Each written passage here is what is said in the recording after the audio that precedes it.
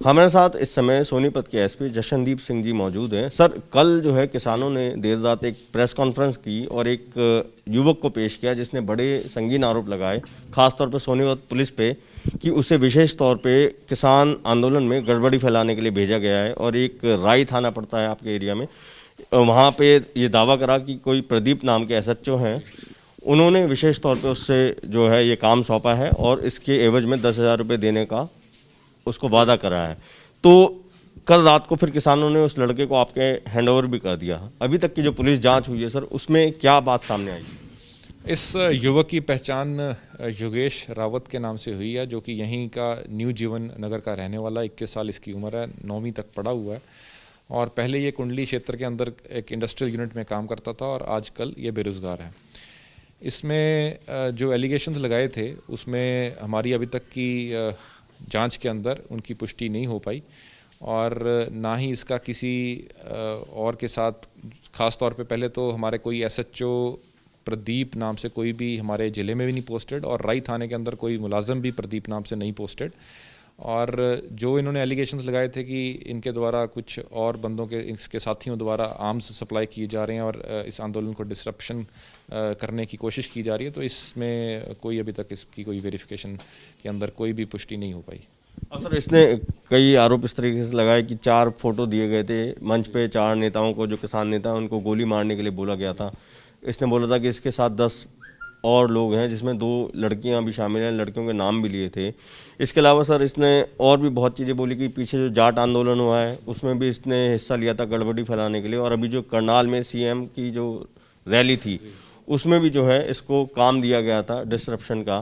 तो इन सब फैक्ट्स पे सर कोई जानकारी अभी तक हासिल के बारे में भी इससे वेरीफाई किया था, तो इसको हमारी जांच में ये आया कि इसको लीडर्स की कोई पहचान सच नहीं है। और जहाँ तक बात रही रिजर्वेशन एजिटेशन की, उस टाइम इसकी उम्र 15 साल के करीब थी, 15-16 साल, और इसकी घर वालों की तरफ से और आस पड़ोस की सबकी एग्जामिनेशन के थ्रू पता लगा कि इसका कोई उस टाइम पे भी रोल नहीं था। और उस दिन जो सीएम साहब की कुछ दिन पहले रैली हुई थी और उसके अंदर भी ना इसकी वहाँ पे इसकी कोई हाज़िरी थी और ना ही इसका कोई कनेक्शन किसी के साथ था वहाँ पे। सर, अभी अगर हम इसको बोलेंगे तो ये पुलिस की हिरासत में है सर, एक्यूज्ड है या विक्टिम है? किस तौर पे जो है, मतलब किस आधार पे पुलिस से पूछताछ कर रही है?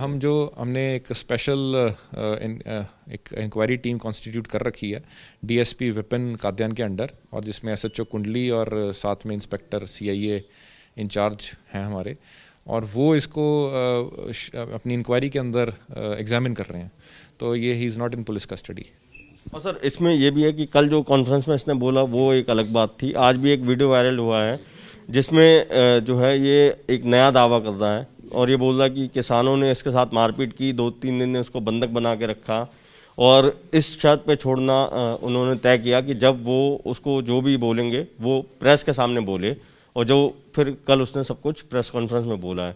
तो ये 2 अलग अलग बातें हैं उसकी, तो कौन सी बात को हम ऑथेंटिक मान? जैसे आपको बताया कि मेरी दूसरी वीडियो तो मेरी नॉलेज में नहीं है, लेकिन जो पहली वीडियो थी जो उसमें एलिगेशंस उसने लगाए या उसने जो क्लेम्स किए, उसके अंदर अभी तक कोई सच्चाई नहीं मिली है हमें। सर, क्या ये 20 तारीख को या 19 तारीख को, क्योंकि उसकी मदर ने तो 20 तारीख बोला है, इसने 19 जनवरी बोला था, तो ये क्या सिंगू बॉर्डर की तरफ था?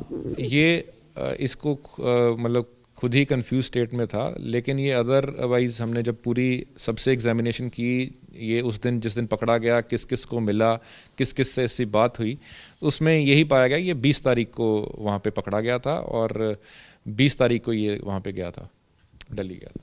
शुक्रिया सर। तो ये थे एसपी सोनीपत, जिनका कहना है कि जो लड़का अभी पकड़ के दिया है किसानों ने, उससे पूछताछ कर रही है। एक स्पेशल इन्वेस्टिगेशन टीम बनाई गई है जो डीएसपी की देख रेख में जो है जांच चल रही है। जब उसकी रिपोर्ट कंक्लूड हो जाएगी तो फिर तय किया जाएगा कि इसमें किन किन के ऊपर जो है कानूनी कार्रवाई की जाएगी। फिलहाल जो है वो युवक ना तो हिरासत में है, ना ही उसके खिलाफ कोई मामला दर्ज किया गया है, उससे सिर्फ पूछताछ की जा रही है और ये पूछताछ 1-2 दिन में कंप्लीट हो जानी चाहिए, जिसके बाद निष्कर्ष निकलकर तय किया जाएगा कि आगे इस मामले में क्या होना है। कैमरा पर्सन प्रवीण दीक्षित के साथ अभिषेक रावत, एबीपी न्यूज़, सोनीपत।